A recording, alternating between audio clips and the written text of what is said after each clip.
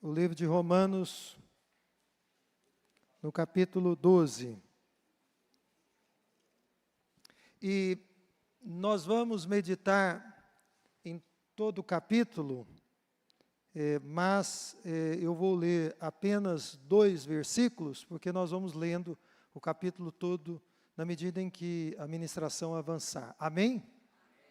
Então eu vou ler o versículo 3 e vou ler também o 10, e então nós vamos orar e vamos meditar nesse texto. Versículo 3: Ninguém tenha de si mesmo um conceito mais elevado do que deve ter, mas, ao contrário, tenha um conceito equilibrado, de acordo com a medida da fé que Deus lhe concedeu. E o verso 10: Dediquem-se uns aos outros com amor fraternal. Vamos orar? Pai Celestial, obrigado pela Tua palavra que vem a nós nessa noite. Obrigado, meu Deus, porque avançamos ano após ano, tentando, de alguma forma, extrair o melhor que podemos, que conseguimos da Tua palavra. Nem sempre somos bem-sucedidos, mas nós te pedimos graça, como igreja, na nossa leitura comunitária diária e também nas exposições que são feitas aqui na Tua casa, quando nós pensamos juntos um só texto, extraído desta leitura comunitária. Fala conosco nesta noite, abre o nosso coração e também o nosso entendimento, de forma que Teu nome santo seja honrado e seja glorificado, em nome de Jesus.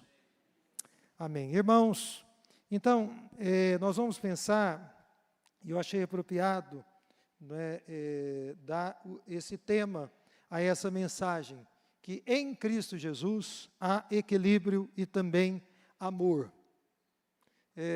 Quando nós inauguramos esse templo, o templo aqui de nossa igreja, alguns irmãos que estão aqui vão se lembrar, nós passamos um mês inteiro meditando em qual capítulo da Bíblia? Romanos 12. Foi um mês inteiro, então, fazendo essa reflexão. Então, vários irmãos, dentre eles, os pastores da igreja, estiveram trabalhando esse capítulo profundo durante 8 ministrações. O mês inteiro de agosto de 2023, nós estivemos meditando apenas nesse texto. E eu quero, nessa noite, explorar com vocês, de maneira ousada, todo o capítulo 12. Uma vez que, como igreja, nós lemos, vocês se lembram, esse capítulo na última quarta-feira. Em suma, nós podemos dizer, e eu peço a vocês que mantenham as Bíblias abertas, que os 2 primeiros versos do capítulo 12 de Romanos, eles vão nos mostrar um novo estilo de vida que o povo de Deus é chamado a viver. E a gente pode resumir esses 2 versos da seguinte forma. Em primeiro lugar, como povo de Deus, nós somos chamados a viver uma vida de consagração a Deus. Veja aí na sua Bíblia, o texto nos diz: ofereçam-se em sacrifício vivo, santo e agradável a Deus. Em segundo lugar, nós também somos chamados a adorar a Deus. E é através de uma vida de consagração que nós conseguiremos oferecer a Deus um culto racional, conforme o Senhor Deus merece e conforme Ele é digno. Em terceiro lugar, nós aprendemos que em Cristo Jesus, nós passamos por uma espécie de transformação por meio da renovação das nossas mentes, quando nós nos voltamos para Jesus. É somente assim que o povo de Deus consegue lidar com o mundo sem ser moldado pelo mundo. Infelizmente, esse é um problema grave dos nossos dias. Em muitos arraiais do povo de Deus, nós vemos que a igreja, às vezes, tem sido moldada por aquilo que o mundo dita.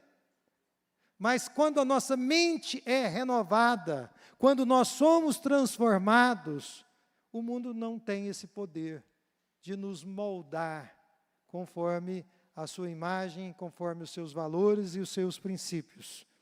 E é dessa maneira, repelindo os moldes que vêm do mundo, que nós, como povo de Deus, conseguimos experimentar a boa, perfeita e agradável vontade do Senhor. Amém?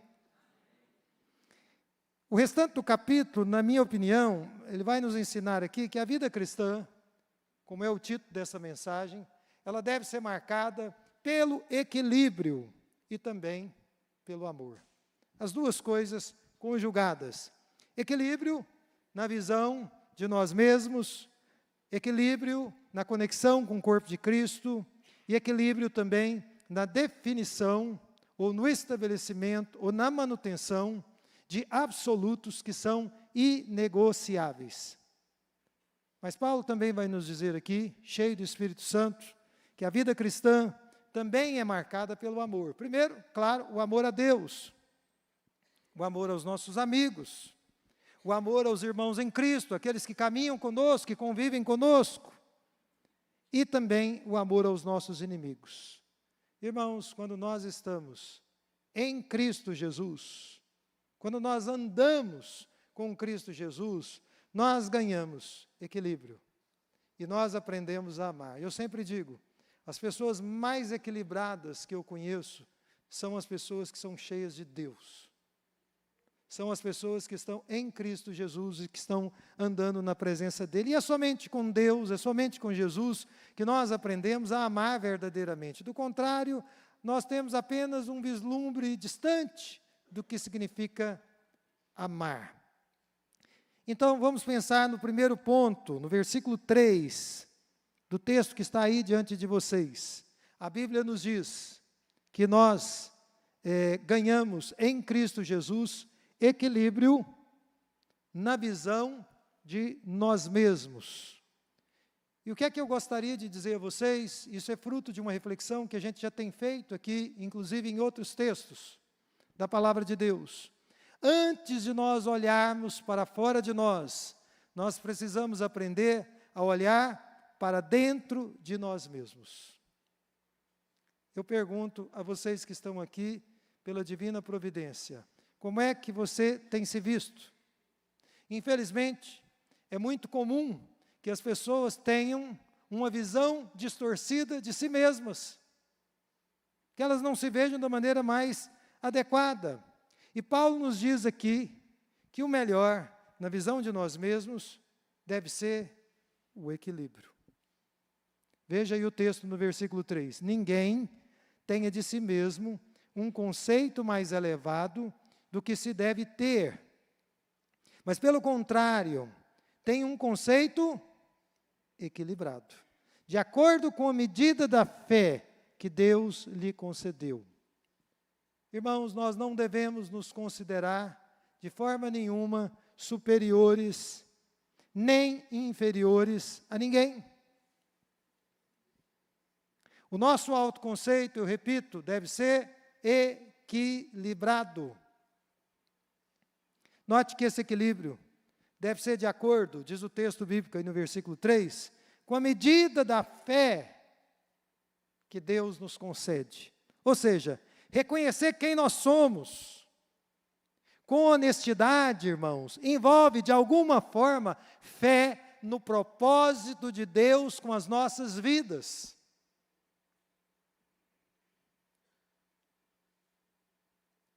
Sem fé, uma pessoa pode se tornar muito bem vulnerável. Pode se tornar uma pessoa fragilizada. Por quê? Porque ela acaba por perder o foco da graça de Deus. Uma graça que o apóstolo Paulo havia experimentado e que ele gostaria que os irmãos da igreja de Romanos e que Deus gostaria que nós hoje, na Romanos 12, entendêssemos, compreendêssemos. E ele havia experimentado isso, porque ele diz, pela graça que me foi dada. Sabe o que isso significa? Significa que ele estava reconhecendo que tudo que ele tinha, que tudo que ele era fruto do favor de Deus. Ele não tinha conseguido aquilo porque ele era especial, porque ele era esperto, porque ele era inteligente, porque ele vinha de uma classe social interessante no mundo judaico. Não! Tudo o que ele tinha recebido ele havia recebido por causa da graça de Deus. Era um favor do Senhor.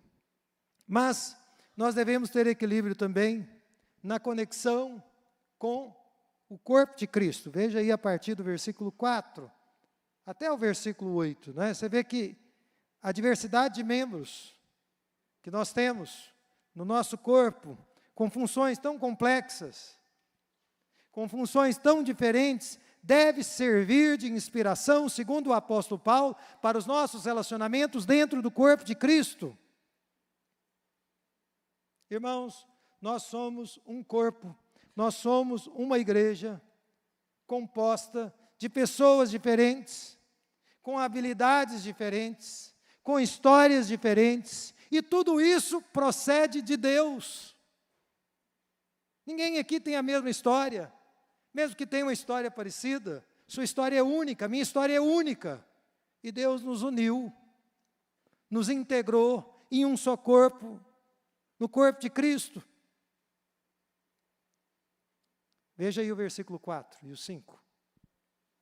Assim como cada um de nós tem um corpo, com muitos membros, e esses membros não exercem todos a mesma função, assim também em Cristo nós, que somos muitos, formamos um corpo, e cada membro está ligado a todos os outros.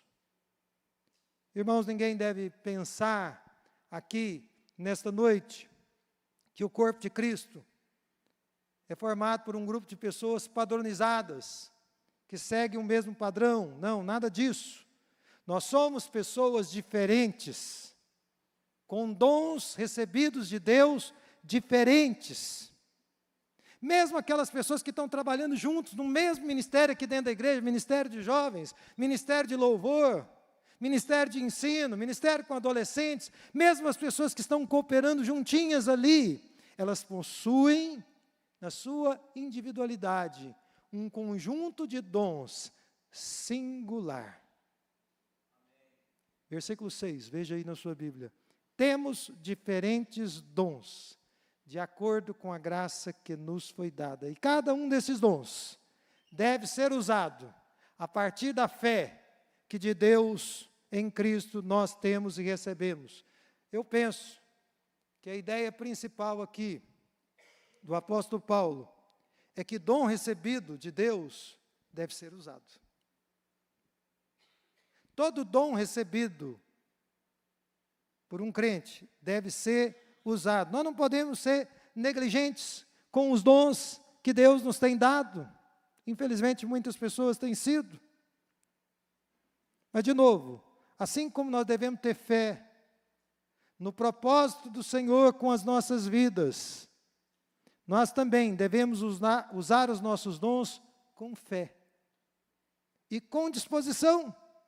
As duas coisas juntas. Nós precisamos ter fé que Deus nos deu aquele dom, precisamos ter disposição para usá-los. Veja aí, ainda no versículo 6, no 7 e no 8. Se alguém tem o dom de profetizar, use-o na proporção da sua fé. Se o seu dom é servir, sirva. Se o apóstolo Paulo fosse dar sequência, ele diria, na proporção da sua fé. Se é ensinar, ensine, na proporção da sua fé. Se é dar ânimo, que assim o faça, na proporção da sua fé. Se é contribuir, que contribua generosamente, na proporção da sua fé. Se é exercer liderança, que a exerça com zelo, na proporção da sua fé. Se é mostrar misericórdia, que o faça com alegria. Irmãos, é como se o apóstolo Paulo dissesse que no corpo de Cristo e diante de Deus, ninguém tem desculpas. Pois todos receberam dons únicos e singulares. Cada um de nós deve atuar com alegria e com zelo, usando a capacidade que recebeu do alto. A sua capacidade não foi adquirida aqui nesse mundo, não foi simplesmente desenvolvida, aqui, esmerada, polida por você, foi algo que você recebeu do alto. Seja ela qual for, esteja inclusa nessa pequena lista ou não. É graça de Deus, é graça que veio do alto para a sua vida. E o raciocínio de Paulo aqui sobre os dons ele vai ser encerrado. Não podia ser diferente, né, irmãos? Com uma nota de amor. Veja aí o versículo 9. Ele diz que o amor deve ser sincero. Ou seja, ele não deve ser fingido. Ele tem que ser autêntico. Paulo está querendo dizer assim, olha, não tem serviço na igreja. Não tem serviço que é realizado no corpo de Cristo, que vale a pena se não estiver embebido, encharcado no verdadeiro amor, no genuíno amor. E é por isso que, começando com cada um de nós, aqui na nossa mente, no nosso coração, nós devemos nos esforçar com a graça de Deus e pela graça de Deus, para banir da nossa alma, da nossa mente, do nosso meio, toda forma de falsidade, toda forma de hipocrisia. Nós não podemos permitir que a falsidade e a hipocrisia entre nos nossos relacionamentos na igreja, porque isso é próprio do mundo. Mas isso não é próprio do povo de Deus. E eu creio que, uma vez que a Bíblia nos assegura que em Cristo nós somos novas criaturas, eu creio que isso é possível. Amém? Se nós somos novas criaturas, é possível viver um amor autêntico, sem hipocrisia, sem fingimento e sem falsidade. Eu creio que aqueles que nasceram de novo têm essa capacidade. Talvez quem ainda não se converteu, talvez quem ainda está caminhando, dando os primeiros passos, tudo bem, tem alguma dificuldade com isso, mas quem bebeu da água da vida, não permitirá a falsidade, a hipocrisia e o fingimento. Mas nós devemos ter também, e devemos receber de Deus em Cristo Jesus, equilíbrio para definir os absolutos. Porque o equilíbrio na visão de nós mesmos e na nossa conexão com os irmãos, com o corpo de Cristo, ele vem pela definição clara de absolutos.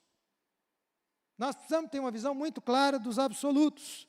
E eu estou dizendo isso porque nós estamos vivendo num tempo em que os absolutos vêm sendo amplamente questionados, não é verdade?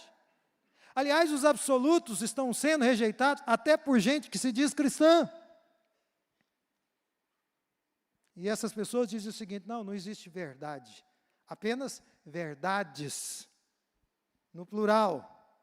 Não existe certo ou errado, existem apenas pontos de vista. É isso que as pessoas estão defendendo, mas tudo isso destoa da mensagem eterna da palavra de Deus, que nos diz, veja aí no versículo 9, odeiem o que é mal e apeguem-se ao que é bom. Essas palavras são muito fortes, não são? Odiar e apegar. Ninguém que está nos assistindo, que está convivendo conosco, na família, na sociedade, dentro da igreja, deve ter dúvidas dos nossos posicionamentos. Às vezes eu convivo com pessoas que o posicionamento delas é ambíguo. Você não sabe o que ela pensa realmente. Você, em Cristo Jesus, precisa ter um posicionamento firme e claro. As pessoas precisam conviver com você e precisam entender, não, com fulano é preto no branco. Eu não tenho dúvida do posicionamento dele ou dela. Os absolutos são importantes para nós e são importantes para o povo de Deus. Segundo a Bíblia, nós estamos vivendo uma guerra que, é claro, é cultural, mas, sobretudo, é uma guerra espiritual. Irmãos, isso é tão verdadeiro, que o mundo em que nós vivemos hoje está louvando aquilo que é mal, ao mesmo tempo em que vem criticando abertamente aquilo que é bom. Eu vejo isso quando eu paro, para a minha ira e indignação, quando assisto algum jornal, de um grande veículo de comunicação, eu fico indignado, porque é tão patente o viés, a tendência, e a ignorância da verdade, da obviedade dos fatos que muitas vezes estão ali diante de todos nós. Mas esse é o mundo em que nós vivemos, e o apóstolo João foi muito claro, ele disse, o mundo jaz no maligno. Então eu e vocês, como crentes em Jesus, não devemos estranhar essa inversão de valores. E nós devemos preservar os absolutos. E devemos, como diz o texto, no versículo 21, não nos deixar vencer pelo mal, mas vencer o mal com o bem. Como é que você vai conseguir fazer isso? Definindo o que é mal e o que é bem. O que é certo e o que é errado. Isso precisa estar claro para você, para mim, para todos nós. Então, Paulo, cheio do Espírito Santo, vai nos falar agora sobre o amor. O amor que nós devemos nutrir pelos amigos e também pelos irmãos. Porque o equilíbrio, na visão que nós devemos ter de nós mesmos, na conexão incrível, maravilhosa, sobrenatural até dentro do corpo de Cristo, e na clareza dos absolutos que devem ser para nós, crentes em Jesus, inegociáveis, deve nos levar a nutrir um amor puro, uns pelos outros. Deve nos levar a uma ruptura planejada e decidida com toda e qualquer forma de egocentrismo. Amém? Nós precisamos romper com o egocentrismo. Mas alguém pode perguntar assim, que amor é esse, hein, pastor?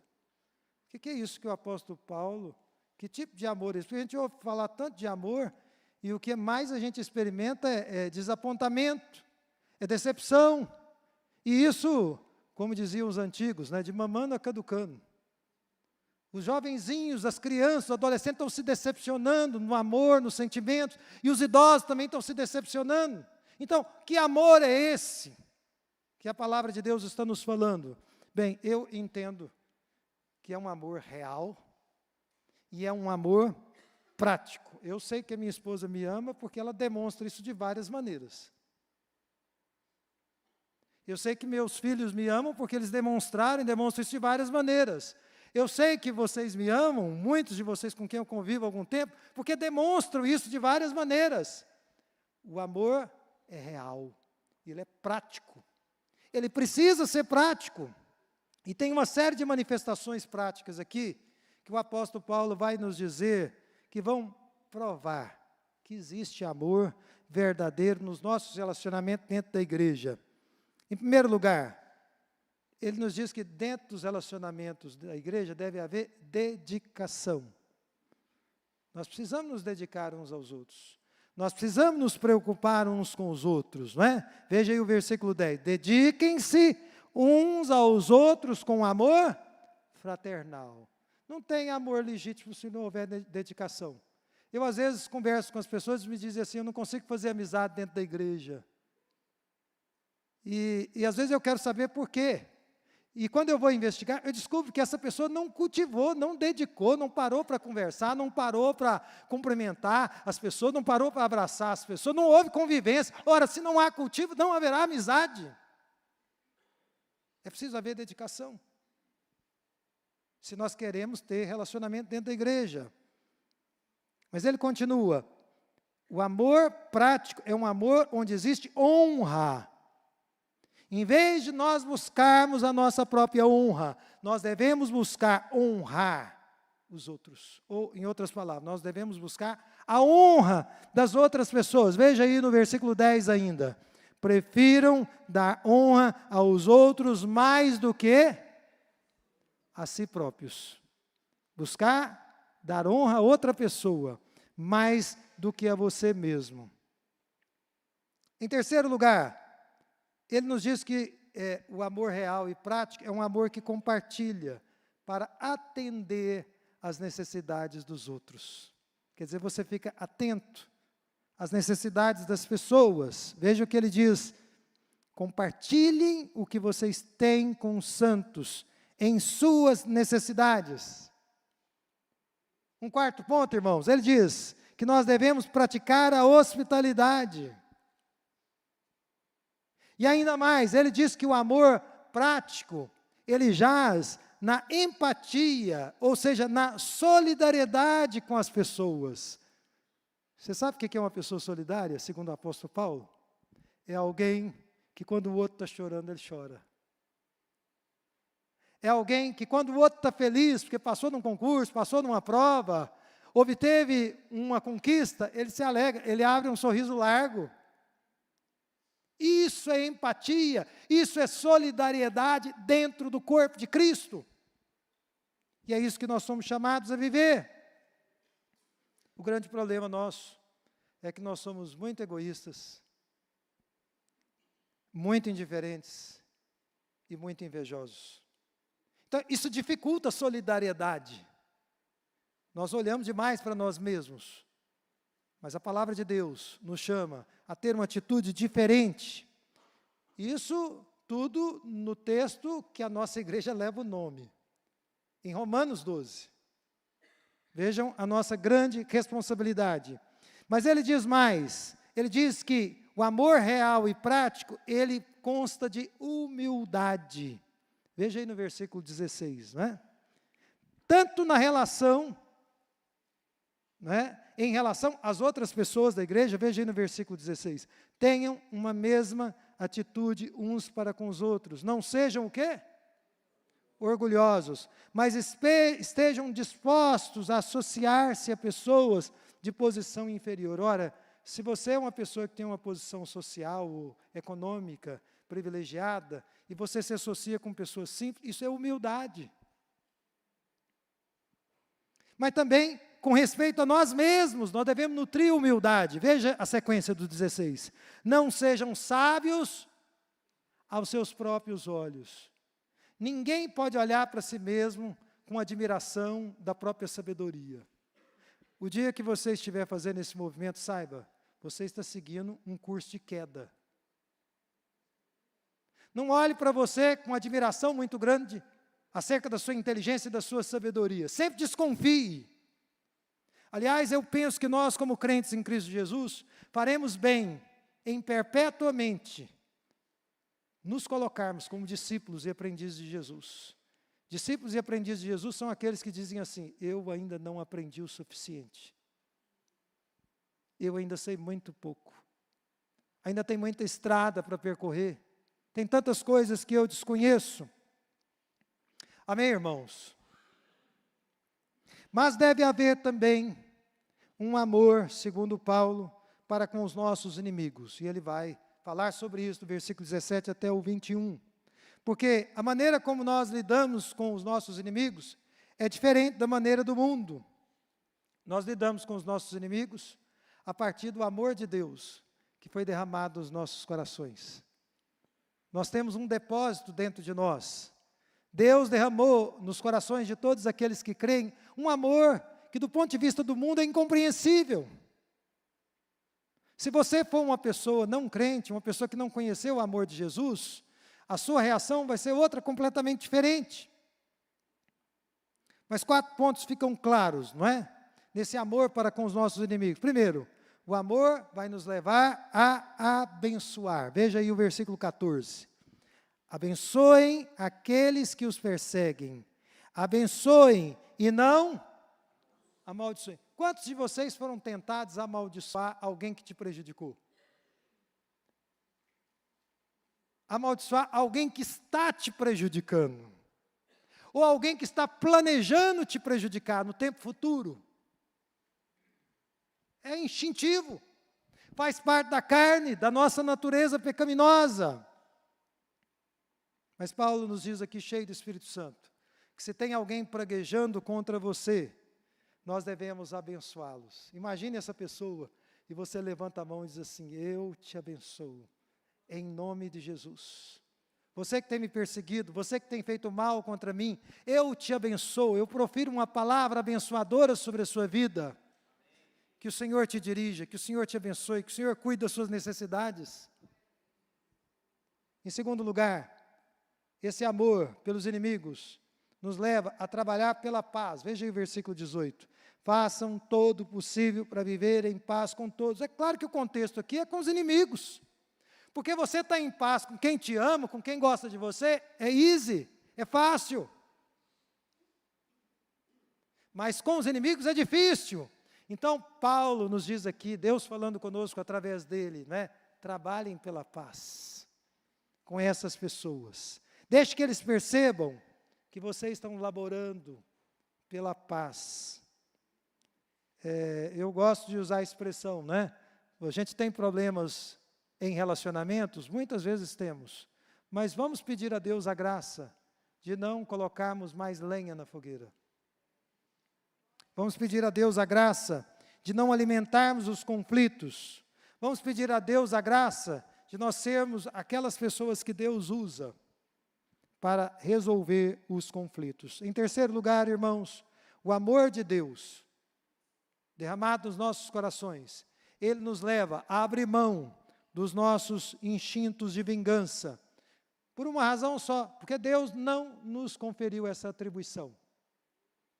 Deus não te deu essa missão de você ser um vingador das pessoas que estão se levantando contra você. Eu leio em Romanos que Deus conferiu uma medida de autoridade a pessoas no mundo. Os policiais têm uma autoridade. Os juízes têm autoridade, os legisladores têm uma certa medida de autoridade, e eles usam essa autoridade para o bem comum das pessoas, pelo menos é isso que se espera dessas pessoas. Mas nós devemos ter ciência que, em última instância, é Deus que é o nosso vingador. Se tem alguém que está trabalhando para te prejudicar, lembre-se, quem vai se vingar dessa pessoa que está trabalhando para te prejudicar é Deus, não é você.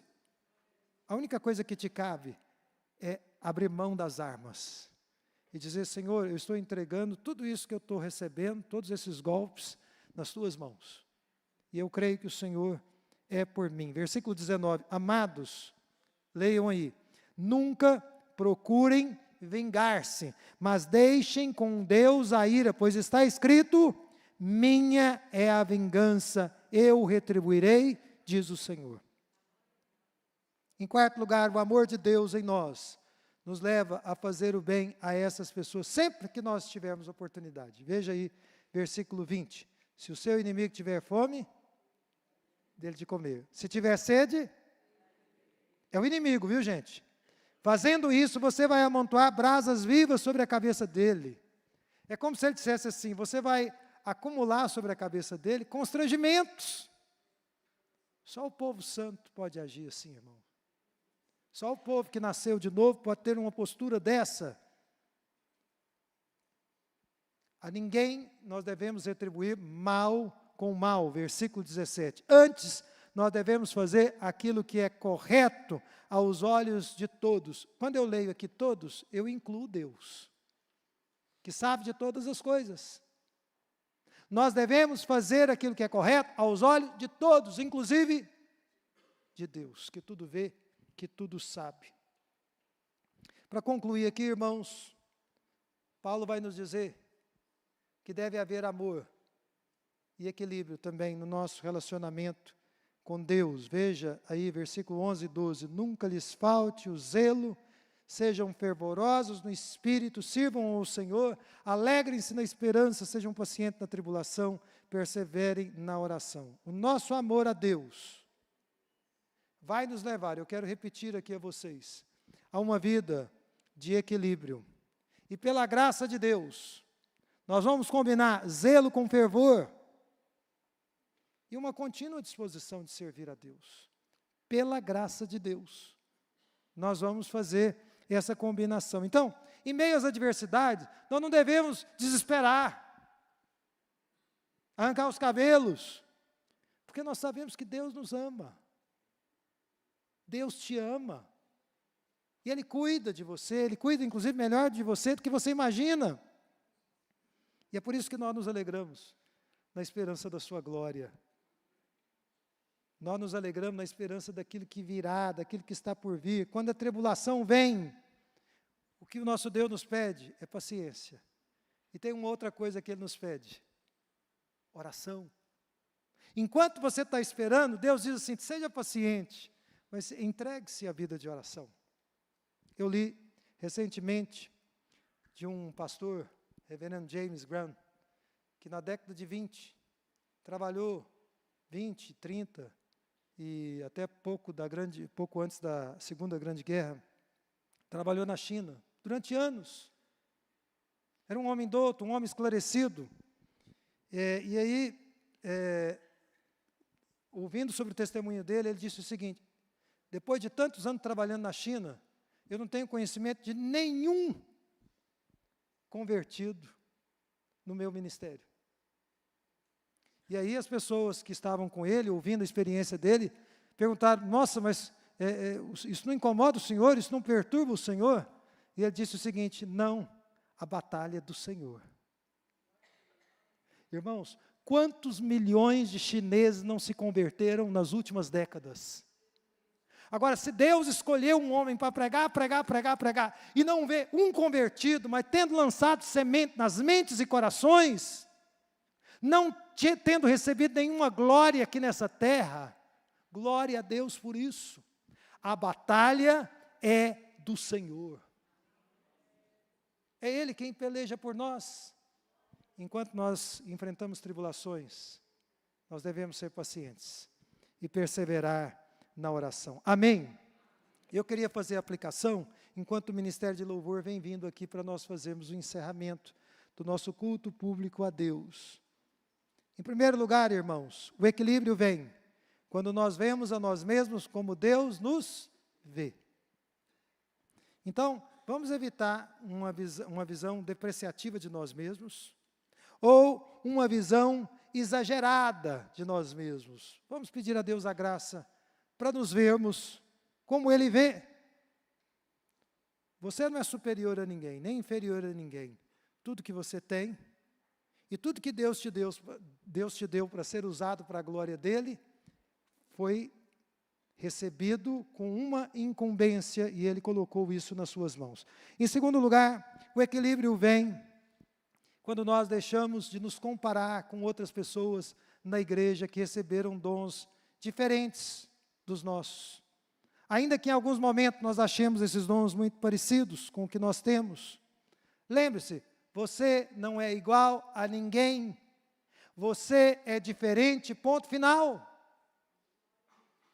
É desígnio divino, é determinação divina. Você é diferente da pessoa que está ao seu lado. Dizem que o Kelvin é parecido comigo, né? Eu acho ele mais bonito. Mas certamente que ele é diferente de mim. Deus deu a ele dons que eu não tenho. Em terceiro lugar, irmãos, o equilíbrio ele vem pela definição clara de absolutos. Se você é uma pessoa que tem andado em cima do muro, se você tem sido morno, eu te convido a abrir mão dessa mornidão terrível e a tornar-se um homem, uma mulher, um jovem de absolutos, porque é isso que é decisivo no mundo real. Nos negócios, por exemplo, não tem meio termo, ou é ou não é, ou as coisas são, ou elas não são. Então, não queiramos relativizar o mal, nem o bem. Vamos tratar como sendo mal aquele que é mal, e como sendo bom aquilo que de fato é bom. Em quarto lugar, irmãos, vamos amar os nossos amigos e irmãos, inclusive aqui na igreja, de forma bem prática. E a Bíblia nos deu algumas sugestões para fazermos isso. Não queira amar teoricamente, filosoficamente. É muito bonito às vezes isso. Eu às vezes ouço pregadores, eles falam muito bonito, mas na prática eu não vejo ação, não vejo um caminho. Vamos amar também os nossos inimigos. Eu imagino que todos vocês tenham alguns inimigos. Tem pessoas que se levantam contra vocês, na escola, na faculdade, no trabalho. Vamos abençoar essas pessoas. Vamos cobrir a cabeça deles e delas de brasas, para que o nosso Deus seja glorificado, seja exaltado. Amém? Vamos ficar em pé nesse momento? Curva a sua cabeça, feche os seus olhos e comece a falar com Deus nesse momento.